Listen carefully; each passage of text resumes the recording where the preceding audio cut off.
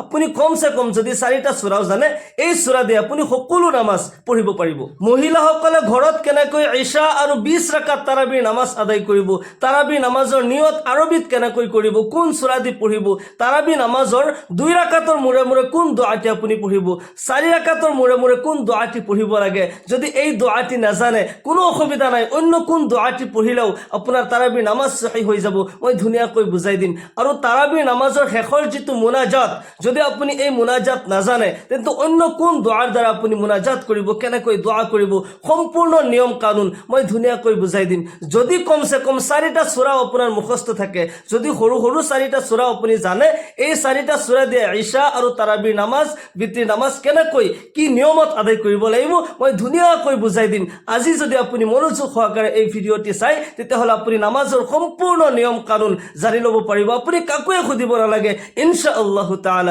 মোৰ প্ৰিয় দিনী ভাই বন্ধুসকল মোৰ অতি শ্ৰদ্ধাৰ মা আৰু ভনীসকল পবিত্ৰ ৰমজানুল মুবাৰক আহিছে এই মাহৰ দিনত আমি ৰোজা ৰাখিম ৰাতি আমি তাৰাবিৰ নামাজ পঢ়িম আল্লাহৰ ৰাসূল জনাবে মুহাম্মদুৰ ৰাসূলুল্লাহ সাল্লাল্লাহু আলাইহি ওয়াসাল্লাম ইরশাদ করে মান সামা রমাদান ঈমানান ওয়া ইহতিসাবান গুফিরা লাহু মা তাকাদ্দামা মিন যামবিহি যে ব্যক্তি মাহে ৰমজানৰ দিনত ৰোজা ৰাখিলে ইমান আৰু ইয়াকিনৰ হৈতে সওয়াবৰ ইয়াকিন লৈ আল্লাহ ৰাব্বুল আলামিন তাৰ জীৱনৰ সকলো গুনাহ কাটা মাফ কৰি দিয়ে সুবহানাল্লাহ সহিহ বুখাৰী আৰু মুছলিমৰ ৰিৱায়াত হয় ওমান কামা ৰমাদান ঈমানান ওয়া ইহতিসাবান গুফিৰা লাহু মা তাকাদ্দামা মিন যামবি যে ব্যক্তি ইমান আৰু ইয়াকিনৰ হৈতে মাহে ৰমজানৰ ৰাতি কিয়ামুল লাইল আদায় কৰিলে কিয়ামুল লাইল মানে তাৰাবিৰ নামাজ যে ব্যক্তি তাৰাবিৰ নামাজ ইমান আৰু ইয়াকিনৰ হৈতে সওয়াবৰ ইয়াকিন লৈ এই নামাজ আদায় কৰিলে আল্লাহ ৰাব্বুল আলামিন তাৰ জীৱনৰ সমস্ত গুনাহ কাটা মাফ কৰি তাক নিষ্পাপ মাসুম কৰি দিয়ে সুবহানাল্লাহ অফি ৰিৱায়াতিন অন্য ৰিৱায়াতত আহিছে তাৰাবিৰ নামাজৰ এক এক সিজদাত আল্লাহ ৰাব্বুল আলামিন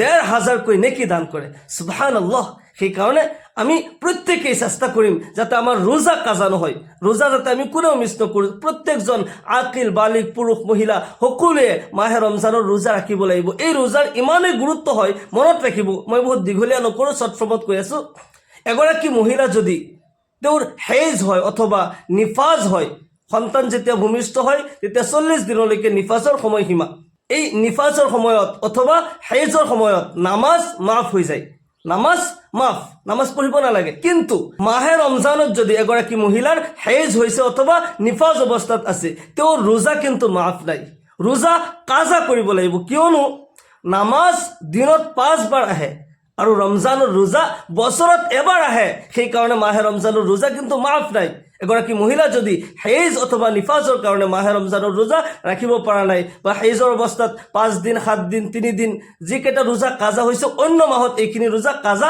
উঠাই ল'ব লাগিব মাহে ৰমজানৰ ৰোজাৰ কিমান গুৰুত্ব হয় সেই কাৰণে আমি কোনেও যাতে ৰোজা কাজা নকৰো ৰোজা যাতে কোনেও মিছ নকৰো প্ৰত্যেকজন আকিল বালিক পুৰুষ মহিলা সকলোৱে ৰোজা ৰাখাৰ চেষ্টা কৰিম যাতে এই ভুল আমি কোনেও নকৰো আৰু ৰাতি আমি তাৰাবিৰ নামাজ পঢ়িম তাৰাবিৰ নামাজ সুন্নতে মুআক্কাদা হয় ইজমাৰ পৰা সাবিত হয় হযৰত ওমৰ ৰাদিয়াল্লাহু তাআলা আনহুৰ জামানাত খলিফা ৰাশিদ ইসলামৰ দ্বিতীয় খলিফা হযৰত ওমৰ ইবনে খাত্তাব ৰাদিয়াল্লাহু তাআলা আনহুৰ জামানাত সকলো সাহাবাসকলক এক কৰি মসজিদে নববীত 20 ৰাকাত তাৰাবিৰ নামাজ আদায় কৰিছিল সেই কাৰণে তাৰাবিৰ নামাজ 20 ৰাকাত পঢ়াটো ইজমাৰ পৰা সাবিত হয় সেই কাৰণে আমি 20 ৰাকাত তাৰাবিৰ নামাজ আদায় কৰিম আপুনি ধুনীয়াকৈ ওযু কৰিব সুন্দৰকৈ ওযু কৰি যাই নামাজ থিয় হৈ যাব আৰু প্ৰথমতে ইশাৰৰ 12 ৰাকাত নামাজ আপুনি আদায় কৰিব 4 ৰাকাত সুন্নত 4 ৰাকাত ফৰজ 2 ৰাকাত সুন্নত আৰু 2 ৰাকাত নফল নামাজ ইশাৰৰ ফৰজ নামাজৰ আগত যি 4 রাকাত নামাজ পঢ়া হয় এই নামাজ কিন্তু সুন্নতে মুআক্কাদা নহয় সুন্নতে গায়ৰ মুআক্কাদা এই নামাজত তাকিদ নহয়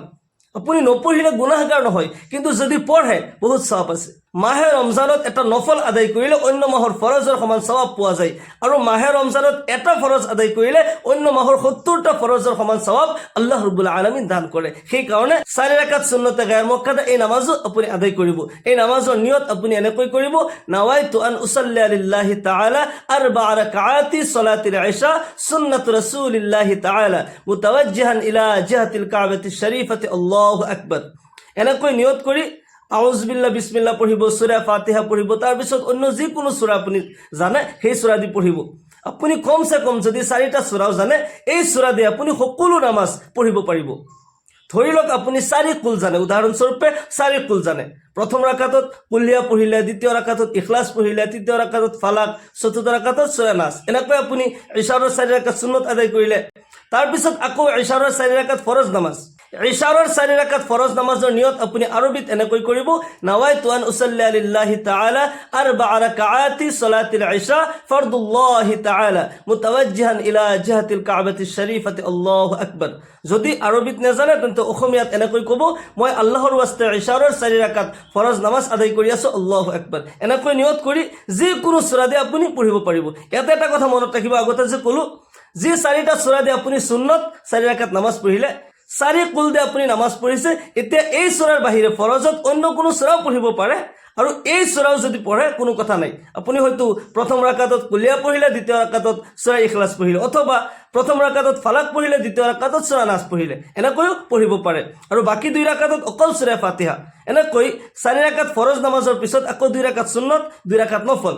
ইশাৰৰ 2 ৰাকাত সুন্নত নামাজৰ নিয়ত আপুনি এনেকৈ কৰিব, নাৱাইতু আন উছল্লি লিল্লাহি তাআলা রাকাতাই সালাতিল ইশা সুন্নাতু রাসূলিল্লাহি তাআলা মুতাওয়াজ্জিহান ইলা জিহাতিল কাবাতিশ শরীফাতি আল্লাহু আকবার।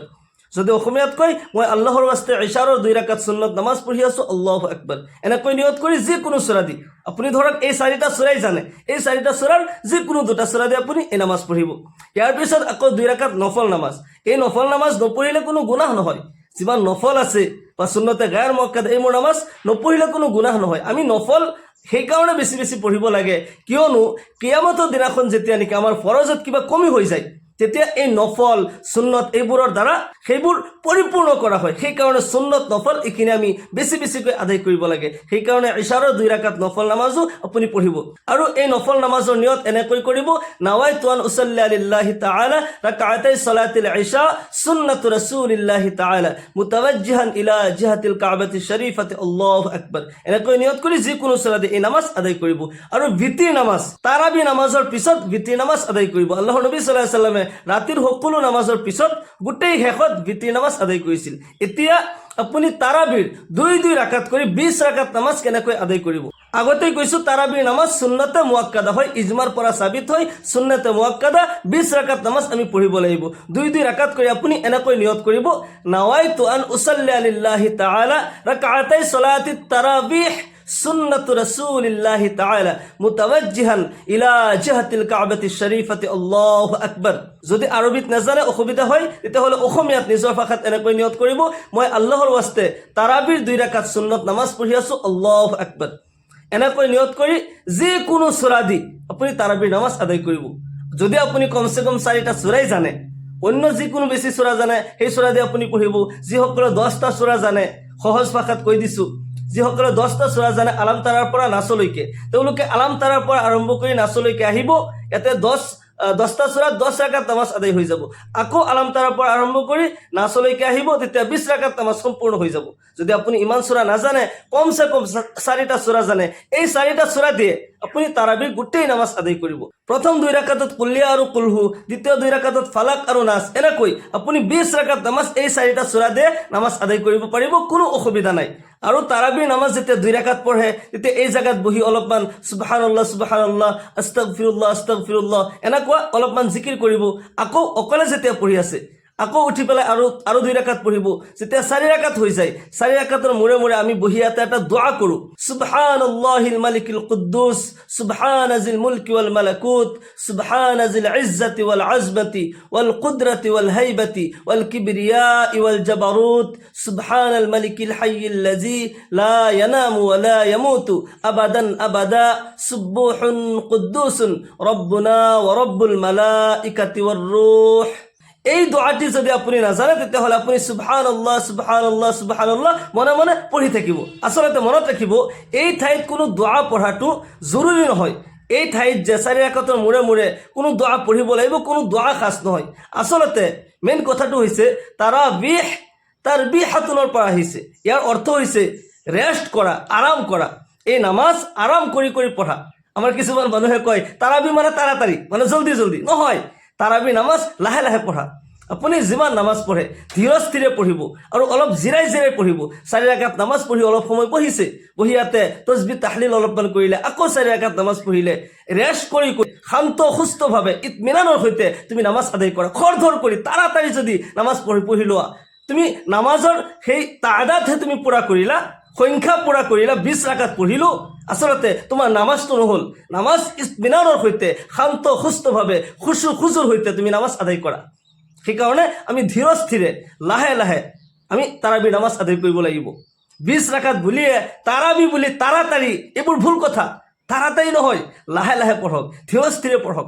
সেইকাৰণে 4 ৰাকাত পঢ়ি অলপমান জিৰাব, এই ঠাইত বহি আপুনি যদি এই যিটো দোৱা কৈ দিলোঁ, যদি এই দোৱা নাজানে অলপ সময় সুবহানাল্লাহ পঢ়ি থাকিব, ইয়াৰ পিছত উঠি আকৌ নামাজ পঢ়িব। আৰু তাৰাবিৰ নামাজৰ শেষত এটা মুনাজাত আমি বেছিভাগ কৰোঁ। আমাৰ উলামাসকলে, আকাবিৰসকলে এই দোৱাটি পঢ়িছিল। এই দোৱাৰ দ্বাৰা আমি আল্লাহ তাআলাৰ প্ৰশংসা কৰোঁ, আল্লাহ তাআলাৰ পৰা আমি বহুত কিছু বিচাৰোঁ, জাহান্নামৰ পৰা পানা বিচাৰোঁ, জান্নাত আমি তলব কৰোঁ। এই দোৱাটি মই কৈ দিম, যদি এই দোৱা নাজানে তেতিয়াহ'লে আপুনি নিজৰ ভাষাতে দোৱা কৰিব পাৰে। দোৱাটি মই কৈ দিওঁ, যদি আপুনি পাৰে লিখি লৈ মুখস্থ কৰিব। দোৱাটি হৈছে আল্লাহুম্মা ইন্না নাসআলুকাল জান্নাতা ওয়া নাউযু বিকা মিনান নার ইয়া খালিকাল জান্নাতা ওয়ান নার বিরহমাতিকা ইয়া আজিজু ইয়া গফফার ইয়া কারীম ইয়া সাত্তার ইয়া রহিম ইয়া জব্বার ইয়া খালিক ইয়া বার আল্লাহুম্মা আজিরনা মিনান নার ইয়া মুজিরু ইয়া মুজিরু ইয়া মুজির। এই দোয়াটি যেতিয়া হাত তুলি মুনাজাত কৰে এই দোয়াটি পঢ়িব। যদি নাজানে তেতিয়াহ'লে আপুনি অন্য যিকোনো দোৱা পঢ়িব, নিজৰ ভাষাত আপুনি কান্দি কান্দি আল্লাহৰ ওচৰত দোৱা কৰিব। তাৰাবি নামাজৰ বহুত সওয়াব আছে। এক সিজদাৰ কাৰণে আল্লাহ তাআলাই ১৫০০০ নেকি দান কৰে। সুবহানাল্লাহ। আৰু তাৰাবি নামাজৰ পিছত আপুনি বিতিৰৰ 3 ৰাকাত নামাজ পঢ়িব। বিতিৰ নামাজৰ নিয়ত আৰবিত এনেকৈ কৰিব, নাৱাইতু আন উছল্লি আলিল্লাহি তাআলা সালাসা ৰাকাআতি সালাতিল বিত্ৰি ওয়াজিবুল্লাহি তাআলা মুতাওয়াজ্জিহান ইলা জিহাতিল কাবাতিশ শৰীফাতি আল্লাহু আকবাৰ। এনেকৈ নিয়ত কৰি যিকোনো সূৰা দি আপুনি বিতিৰ 3 ৰাকাত নামাজ আদায় কৰিব। মহান আল্লাহ তাআলা আমাক সকলোকে মাহে ৰমজানৰ ফজিলত হাসিল কৰাৰ তৌফিক দান কৰক। দিনত ৰোজা আৰু ৰাতি তাৰাবিৰ নামাজ আদায় কৰাৰ তৌফিক দান কৰক। সকলোকে আল্লাহুম্মা আমিন। ওয়া আখিৰু দাওয়ানা আলহামদুলিল্লাহি ৰাব্বিল আলামিন। আসসালামু আলাইকুম ওয়া ৰাহমাতুল্লাহি ওয়া বাৰাকাতুহু।